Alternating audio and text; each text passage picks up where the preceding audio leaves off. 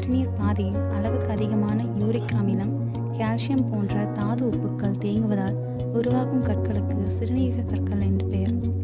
சிலருக்கு சிறுநீரில் அதிகமான கால்சியம் இருப்பது மரபு வழியாகவும் ஏற்படும்.